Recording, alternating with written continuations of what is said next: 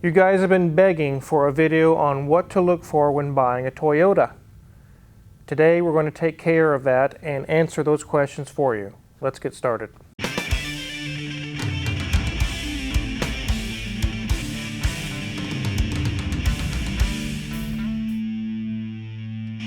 Welcome back to the Wizard Shop. I'm actually in my thinking chair. It's actually been sitting over in the corner collecting dust for quite a long time. I decided to get it out and use it for today's video.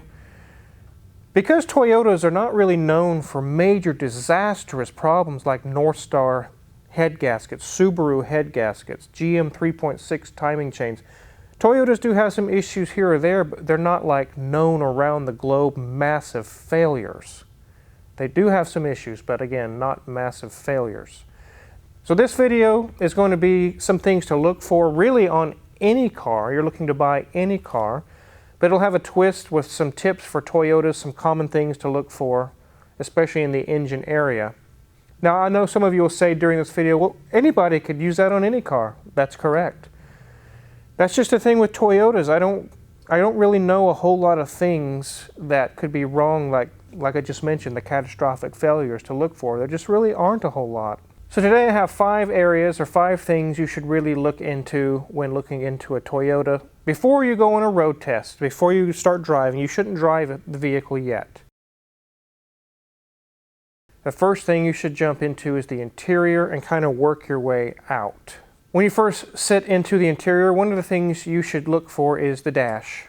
Is it cracked into pieces? Is it something you can live with a dash mat?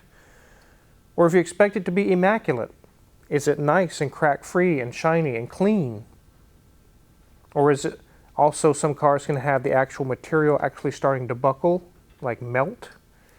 So it's easy to glance past the dash and not pay much attention to it. That's definitely something to check. The next thing to check is turn the ignition on, not the engine on, just the ignition, the accessory mode, or whatever you want to call it, and check every power accessory. Heated seats, heated steering wheel, power seats, power mirrors, power sunroof, anything that's power, all the power windows, the power locks. So many of these things don't get checked because there's so many of them anymore on modern cars that you forget some of them, and you buy the car and you get home and you go, oh crap, the heated seats don't even work. I wish I would have known that. Check every button, every single power accessory. Even bring your little USB or your little cigarette lighter or power outlet, stick that into the outlet and make sure it works, and charge your phone. Check the radio. Check all speakers work. You might have actually power tilt steering that moves up and down, in and out. Make sure it goes in all directions. Power folding mirrors, not just the mirrors that move, make sure they actually fold in and they're not broken. Actually, on the Bentley you see sitting over there, the customer was unaware that one of his mirrors don't even fold in. We're going to fix that on another trip, but that's definitely something he wants to address later on. It's out there, it's not broken where it's flopping around, but just keep that in mind. That's something you can get caught up on that. Make sure with power seats as well that all directions of the power seat works, up, down, back, forth, the actual back tilts, the headrest, every option that it has works. After the power accessories have all been checked, you need to check the headliner, you need to check the door panels, the material on the seats, make sure they're not cracked or faded or coming apart, the threads or the actual stitching come apart on some of the leather seats and things like that. Just give it a good glance over and make sure none of that has any issues.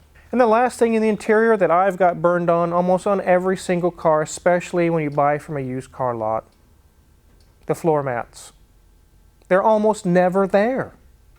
Every car, I guess I take that back, almost every car that's new comes from the factory with a set of floor mats. Why are they always gone when you get a used car? They're just the bare carpet or the bare vinyl that's underneath. It's like, where's the floor mats? Or at least you could buy some from AutoZone or something and put some floor mats in here when you're trying to sell your car. But people just leave them bare. Just like, that's your problem, bro. And guess what? That could be your problem. It can be $75 or $100 for a set of floor mats. Every time that something is wrong in the interior and you say, oh, I'll worry about that later, just remember that's an expense that's come out of your pocket. And some of these items can be very expensive. It's the time to deal with those things during the pre-purchase, I guess kind of a pre-purchase inspection that you're doing, to deal with the final price. You say, hey, you want 10 grand for this car, but hey, the power seats don't work, the heated seats don't work, this is going to cost maybe $1,000, let's come down on the price a little bit. Those are things to definitely keep in your arsenal for dealing with the final price. The next thing to check is get outside and look around the car. We're going to look at the exterior. Walk all the way around the car and look for dents, scratches, mismatched panels where it's been repainted and one panel doesn't exactly match the other panel. Make sure that all panels, the gaps all line up. Make sure everything is even, no crinkles, nothing's caved in, and make sure it's glossy and not faded. There's a lot of cars that have the clear coats peeling and things like that. Make sure that all looks good. The next thing that most people overlook as well, because they're not really knowing where to look or where they should be located, is the emblems and logos and decals that should be on the vehicle. If it has a Mercedes emblem, 450 SL, or all the different emblems, if you go back to the back of the trunk area and it's just completely smooth, there's no emblems, it's very likely it's been repainted. Make sure all the logos, all the decals, everything is there. It doesn't seem like that would be that much, but if you don't care, if you're like, I don't even care about that stuff, then I guess it's not worth looking at. But definitely when I look around the car and I say, hey, this is a 450 SL, I look on the back here, the emblem's gone. It doesn't even say what model it is. What happened there? What's the story there? There may be a story behind a simple emblem being missing. The next thing to check is the wheels stock. There's a lot of vehicles that you can look closely and find out that it has Forgiato wheels or some other brand of wheels. And the issue that could be there is now the tire pressure monitoring system, it may be inoperable. All the little sensors in each wheel may not even be there. And you'll probably see a warning light on the dash if that's the case. It'll say TPMS or something like that. The ride quality, even the speedometer could be off a little bit if they've changed the size of the tires or the wheels, so much so. That's definitely something to keep in mind. And if it does have the stock wheels, are they scuffed up? Are they scratched up? Are the tires all mismatched? Definitely check the tires, the tread, make sure they're all evenly worn, and really you want to see 4 matching tires. You don't want to see a Uniroyal over here, a Michelin over here, a Goodyear over here. That's not good. That means that along the way, when they've had tire issues in the past, they've been cheap about it and only replaced just that one tire with the cheapest, absolute cheapest tire they can find. That means the rest of the vehicle probably was treated the same. You can tell a lot about the entire vehicle just from the tires. And we're all familiar with the Tacomas having the rusty frames. We actually just did a video not long ago where the frame had been repaired, but it was very common that Toyota replaced lots and lots of frames under warranty or recall because they were rusting really bad and literally collapsing on people. If you're looking at an older Tacoma, make sure to check the frame. Get underneath with a flashlight, especially back at the rear wheels where they arch up, make sure everything's good there. And really you could check for rust anywhere, the body, the frame. Make sure there's no serious rust issues going on. You definitely want to address that before you plunk down the cash. There'll be certain things it's okay to have surface rust on, which is normal, like your exhaust pipes, your brake rotors could have some of that on there, some bolts or things like that. It's normal to see some of that. You just don't want the body or the frame crumbling underneath of you. Section number 3, which is the engine. A lot of Toyotas have timing belts. Some of them that are newer have timing chains. They've gone away from the timing belts, but they use timing belts 1980s, 1990s, most of the early 2000s. Most all of these vehicles have a timing belt. So the question you should be asking is, let me see the receipt from the shop that just did your most recent timing belt service. I want to see that. And if they say, well, I don't have it, or I did it myself, I don't have a receipt or anything like that, but I took care of it myself, Every timing belt kit comes with a little sticker that you put under the hood. It'll say it was done at this miles, blah, blah, blah. It should have that at least under the hood if it was recently done. If it's a new enough vehicle with only 40,000 miles or 50,000 miles on it, and it does have a timing belt, maybe it's not time to have one done yet, and you're probably fine. If it has 100,000 or more miles, timing belts should be in the questions you're asking. If it has the original belt and it has 200,000 miles on it, it could break on your way home and ruin the engine. Some of the common issues on Toyotas that, as far as leaks are concerned, can be valve cover gaskets, timing cover gaskets, and also cam solenoids or actuator solenoids. Those are areas that, although Toyotas really don't leak that much, I've shown you guys many that have 200,000 miles and they're dry as a bone underneath. But if they are going to leak, those are some of the areas to definitely check. The valve covers, timing cover, cam solenoids. Go ahead and lay on the ground with a flashlight, look under the car, look for any leaks. And one big thing on the newer Toyotas is... No muffler Newton! Thanks, guy. He can't even go home without revving his engine. Anyways, one big thing on the newer Toyotas is they use an oil filter cartridge style filter with a housing and they're plastic, just like this picture here. You can see that they have actually a special tool you're supposed to use, just like this picture. You're supposed to use that tool to take the cap off the oil filter housing and replace the oil filter. Again, they're made out of plastic on a lot of vehicles, and the little ears that the tool fits onto will just break. They'll just snap right off, and then you're really in big trouble. So definitely check on the oil filter housing that the ears are not broken off, because that could be a big problem that's really going to piss off a mechanic. They're going to have to break the plastic pieces off and put the upgraded metal housing, just like this one in the picture. That could be some cost that comes out of your pocket. It's real easy to climb under a car, especially if I was looking at it and I saw broken ears off of the oil filter housing. I'd say,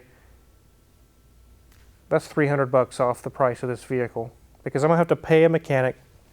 Now, we're thinking that I'm not a mechanic. I'm going to have to pay a mechanic to fix this. I can't even change my oil filter right now. That's a big deal on a Toyota. They're on there very tight. That's why they break. They're super, super tight, especially when they haven't been changed often. That's why they have the metal upgraded one. So definitely check that out while you're under there. And lastly, you want to check service records. Oil changes, transmission services, especially if it's a CVT transmission, 50, 75,000 miles. It's not so imperative on the Toyotas as it is on the Nissans, but you would at least like to see every 50 to 75,000 miles that you got transmission services on the CVT for sure. And again, like the timing belt I just mentioned a minute ago, brake fluid flushes, brake pads, all these services that should be done in the life of the vehicle. There should be some service records showing a history that this vehicle has been well taken care of. You shouldn't glance past that and say, oh, it looks good enough. You don't know. You really should look into it. And the last thing to check is the belts, the hoses, not the timing belt, the actual serpentine belt. You can look on the back side of it where it's kind of folded around pulleys and things and make sure it's not cracked like this picture here. You don't want your serpentine belt looking like that. It could break at any minute. And kind of check the hoses, make sure they're not leaking or dry rotted or cracked. If a belt is bad, that could be 50 or 75 bucks for a nice name brand belt on some vehicles. And hoses, if you go to replace the hose, you also have to replace the coolant that was lost, or there's a little bit more involved with a hose. That could be easily 100 bucks to get that done. The fourth section we're going to get into is the actual road test. The first thing you want to do is sit in the vehicle, start the engine, and just quietly sit there. If you've got a buddy with you and he's like, hey man, check out this Facebook post, you tell him, shut the hell up. Shut up. I'm trying to listen to the engine. You need quiet. Actually, ask the friend if he's a chatty person, he, she, whoever, ask them to sit outside the vehicle. Close the doors, windows up, start the engine in silence inside the cabin, and just listen. Listen for knocking, or pinging, or squealing, all kinds of different noises it could be doing. You want it quiet so you can feel if the car is shaking like it's misfiring or something like that. You definitely want it quiet in there. It's a huge deal. While it's sitting there running and everything seems to be smooth, now's the time to check for warning lights. Check engine light, ABS light, VSC light, brake light. There's tons of warning lights that could be on. If you see the one that's on, it's time to start asking questions. Maybe get a mechanic involved. Say, hey, there's a check engine light. We need to check into this. Or just ask the seller, what's up with this? And kind of discover what's going on there. So if you've gotten past those items, the next thing is to check the HVAC. Turn the heater to full hot. After the engine's warmed up, obviously. It's not going to be hot if the engine's cold. And while it's blowing hot air, run through all the different modes, floor, vent, defrost, mix, all the different modes that it has, and make sure that it actually moves to all the different positions. If it has dual zone climate control, make sure that you can do also different positions on each zone. Next, go to full cold. Don't turn on the AC yet. Just make sure it switches over to some cooler air. If it has rear AC, you're going to have to check those things too, rear heat and rear AC. You're going to have to check those as well. If everything checks out there, check your blower motor at low, medium, high, all the different positions that it has. Make sure it works. Now it's time to turn on the AC. Make sure when it turns on that it doesn't lug the engine hard. It could be something wrong with the compressor. And see that it's blowing cold, nice cold air, just to see if it works. You're not getting into mechanics or anything serious, crazy. You're just answering the question, does it blow cold air or not? Once that's all checks out and everything, you can go ahead and take it for a drive.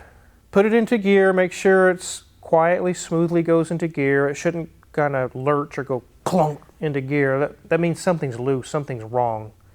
You can go into reverse, into drive, and do this slowly, not fast.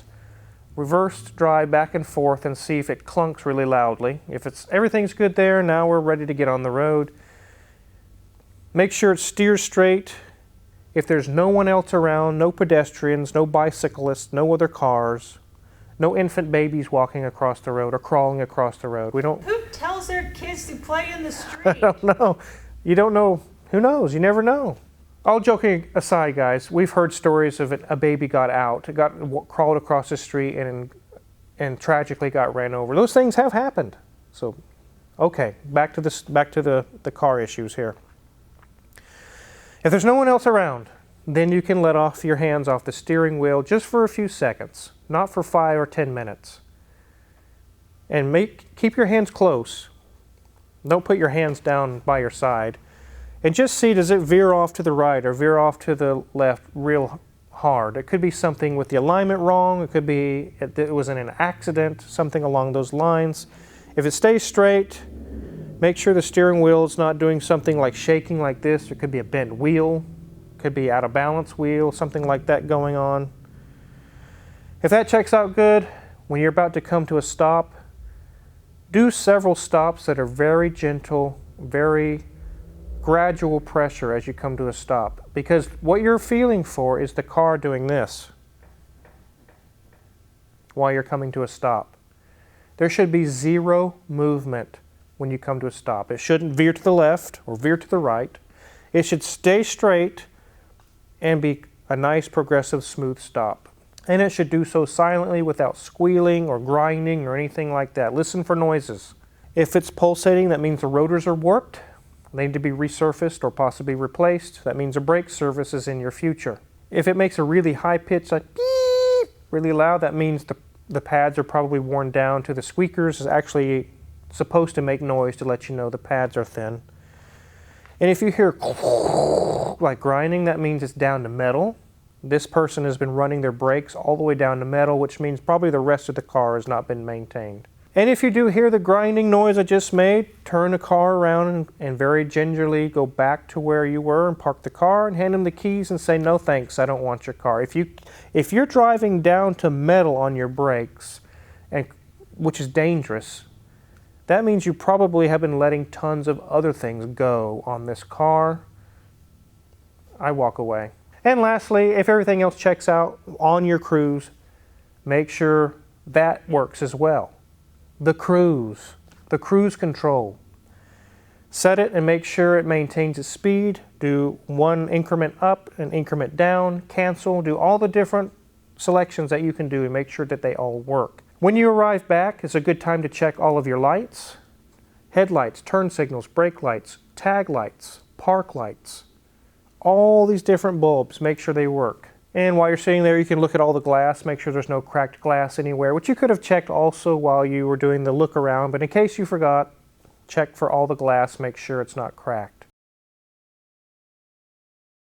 So if you've done all these 4 other items that I've gone through, these 4 sections I should say, and everything checked out, and you say it drives good, it runs good, there's no serious leaks, it's got good service history, the paint is good, everything checks out on this car. Now we're into section 5, and it's what I call the pre-purchase checklist. These are the actual administrative type things you're getting into now. You've done the mechanical checks, the visual checks. Now it's time to do a VIN check. I recommend VinWiki, obviously because I'm friends with Ed Bolian from he's the owner of VinWiki. But if you don't want to do that, you can use Carfax or something like that. You definitely want to see, is it a stolen vehicle? Has it had accidents in its history? Those are things to discuss with the seller right then and there. Say, hey, I checked your car over, it drives good, but I did find that there was an accident here or there. What's the story here? The next thing you guys know I'm a stickler on. It's a deal or no deal situation for me, and it is the title. There's 2 different questions in the title realm to ask, clean and clear title. Those 2 are not the same.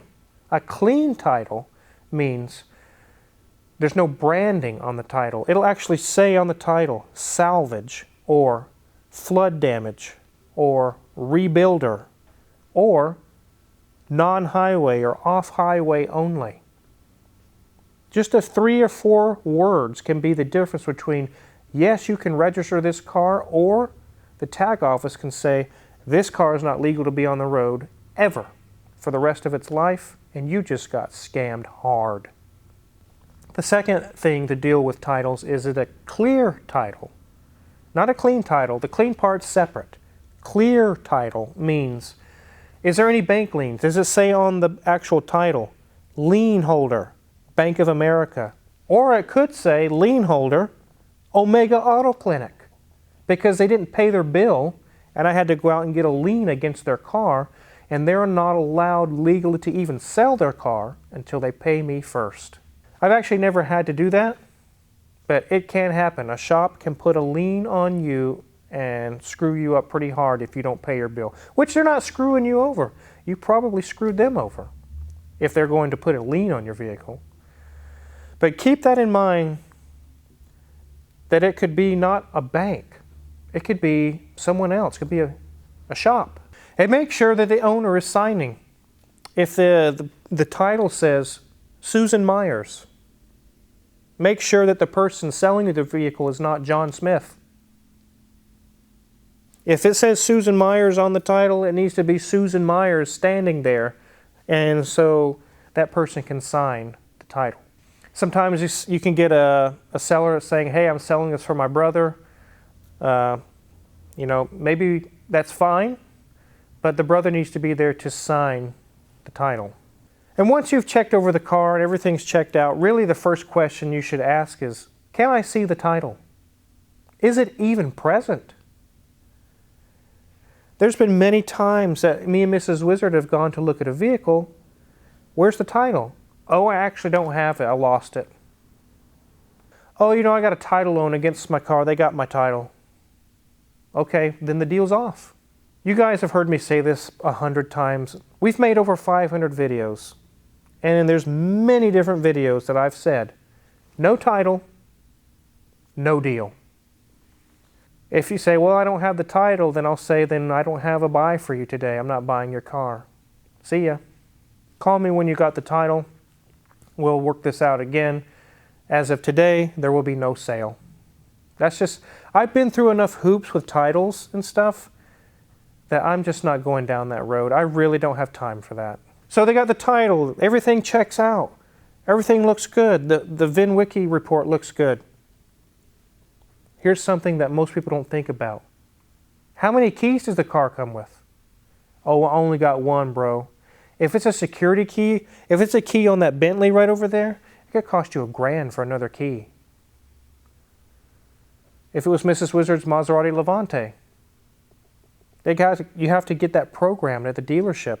It could cost a lot of money. If they say, oh, I only got the one, say, well, then I'm taking $500 off the price because I have to go get another one. Make sure it has at least 2 keys with the vehicle. And being that we're buying a Toyota or looking into a Toyota, if everything that I just mentioned checks out with a green check mark, you can buy this vehicle for life. It will last you for a long, long time. Toyotas, you guys know I drum them up pretty good. They last a long time. Just like this one here, 270,000 miles.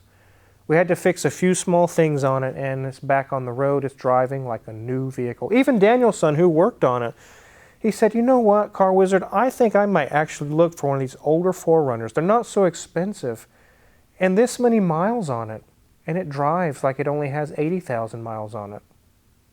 I don't know any Acadias or BMWs or Mercedes or any of those cars like that that's got 260 or 280,000 miles that drives like a new car still.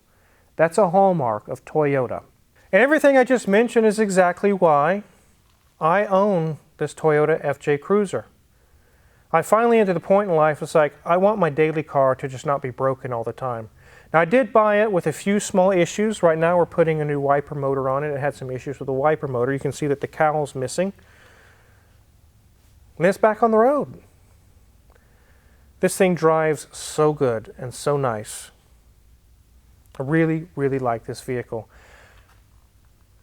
Just like I mentioned at the beginning of this video, I don't really know of a whole lot of catastrophic chain failures on Toyotas, other than the rusty frames or a few little small things here or there. They really are a great vehicle. So hopefully this video helps you guys out. You're looking at a Toyota, or just like I mentioned, really any car you could use this information on.